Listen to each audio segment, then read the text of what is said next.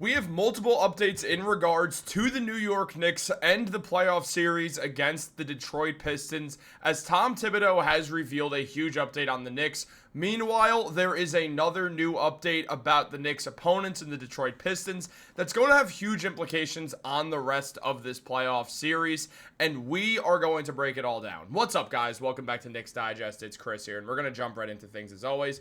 And if you guys are part of that 63% that's not subscribed to Knicks Digest, you guys have been killing it with the subs recently. I really appreciate it. I'm on that grind right now.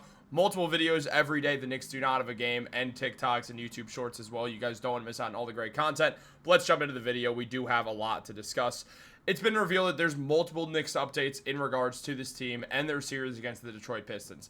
Thus far, it's been widely regarded that this has been the best playoff series of the first round. In back-to-back years, the Knicks have been part of the most exciting playoff series, and both of them have formed chippy rivalries. I mean, even after this series ends, in which what I expect, and yes, I'm a Knicks fan, obviously, but in what I expect to be a New York Knicks win, very likely in 5 games, maybe 6, the Knicks and Pistons are going to still have this rivalry. This is a very intense series. There's a lot of back and forth going on. As we could see, Mitchell Robinson, Karl-Anthony Towns, and Paul Reed got in a scrap the last game.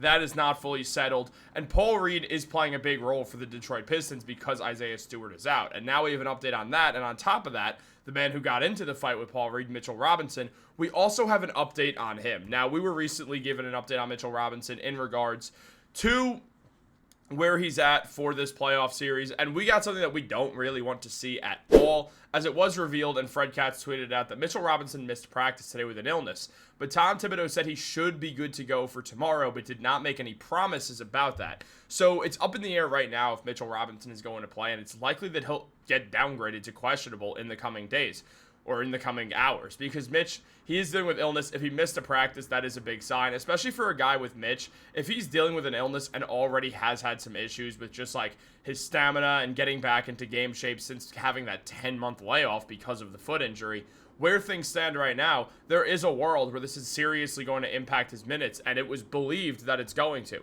As mentioned by NBA player predictions for minutes and stuff, with the status change for Mitch not practicing Saturday, the new minutes prediction is now that he'll be at 14 minutes instead of the 18 predicted that he had. The prediction of him playing is at 86%. Last game he played 16 minutes, and the average of his last 5 when healthy are 20 minutes per game. So Mitch is expected to take a hit on his minutes, and that wouldn't be the most shocking thing in the world, just judging off what happened last game. When the New York Knicks played the Pistons, obviously it was a starters-heavy game. Mitchell Robinson was the only guy off the bench to get minutes in the double digits. I mean, Cameron Payne got 9 minutes, Deuce McBride got 9, and then Landry Shamet got 4. Outside of that, it was the starting 5 the entire time.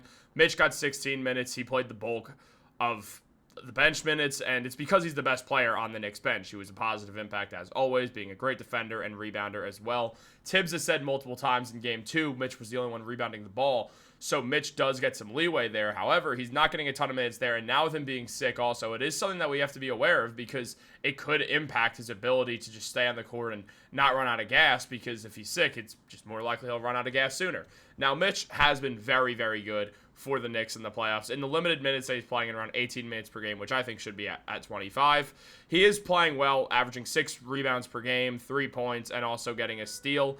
At the same time, he's still clearly not fully back to normal Mitchell Robinson scheduled programming yet. He's shooting 50% from the field, which is good to see, but where things stand right now, we know that Mitch is not at 100% yet. He hasn't found his way back. It's likely that we won't get the full version of Mitch at all this season, just where things are standing. However, with him being sick, it will be interesting to see how the New York Knicks use him and if they decide to change up their approach at all with Mitchell Robinson or the lineups because of that. And the thing that comes to mind most of all is the probability of seeing a guy like Precious Achiuwa getting in the game, which very likely now could happen if Mitch misses tomorrow. Achiuwa for the regular season averaged 6.6 points per game and 5.6 rebounds with 1 assist, 0.7 blocks, and 0.8 steals per game, shooting 50% from the field, and had a defensive box plus minus of 0.2. Achiuwa was very, very good for the Knicks at points last season when he had confidence and when he felt like he was comfortably in the rotation. And if Mitch is out, Achiuwa's going to know that he's comfortably in the rotation and he's not going to have to fear getting pulled quickly. However, with the playoffs, there's also always the fear that he could get pulled fairly quickly if the Knicks just don't like what they're seeing. So that's a big question about things as well. And just where things stand right now for Precious Achiuwa, He's averaging he averaged 5.2 points and 4.2 rebounds with 1.3 blocks in 9 games last year in the 2024 playoffs, averaging around 20 minutes per game. So he has been battle tested by the New York Knicks in the past, and there were some bright spots and some not so bright spots. I mean, the true shooting at 48 is not what you want to see. However, that was mainly because the free throw percentage and the fact that he was shooting 0% from 3. He did shoot 49% from the field, which is fine. I mean, you'd want Precious Achiuwa to be shooting higher from that, but it is what it is. He'd still give them solid defense and a very feisty guy as well. So we'll see if the Knicks turn to him. If Mitch is out, they likely will. If not, then they likely won't. However, that's not the only guy that we do have an update on, because this man right here, Isaiah Stewart, one of the enforcers of the Detroit Pistons, well, Stewart, he's missed the second and third game of these playoff series because he is dealing with knee inflammation, and that's kept him out. And there's been a lot of reports on if Stewart's going to be able to come back for the Pistons, as he is one of the better rim protectors in basketball. So it would be super helpful for the Pistons to have Stewart on their team instead of Paul Reed.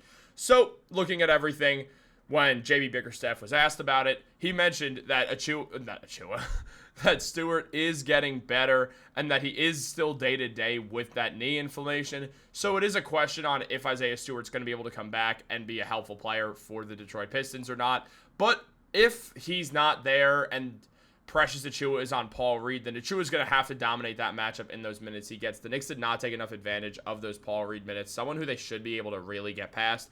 I mean, we know Mitchell Robinson and Paul Reed got into it. Karl-Anthony Towns and Paul Reed got into it. Let's not let Paul Reed try to make any statements here. The Knicks, their two big men are so far and away better than Paul Reed. That should never be happening. So I do expect everything to work out just fine for the New York Knicks. And, well, I hope it does at the very least, because it's going to be important for that to happen, especially in regards to Mitchell Robinson. The man has been dominant when he's on the court looking comfortable. We've seen it time and time again for Mitch. I mean, not only is he a phenomenal offensive rebounder, he's a great defender. He does everything that you want out of a player. And against a guy like Paul Reed, Mitchell Robinson should dominate. Here we're seeing him play against the Brooklyn Nets when they did not have a true center out there, and Mitch just moved through everyone like it was nobody's business. He made it look easy. He was literally just messing with the Brooklyn Nets because he was just so much bigger and better than these guys, and it just shows that Mitchell Robinson clearly is ready for the moment, and that if you have a guy like Paul Reed out there on him, he's going to be able to dominate a 6'8" center who's just frankly not all that. He's a guy who's mainly been a third-string center for his career. That's something that the Knicks have to let Mitchell Robinson take mismatches on.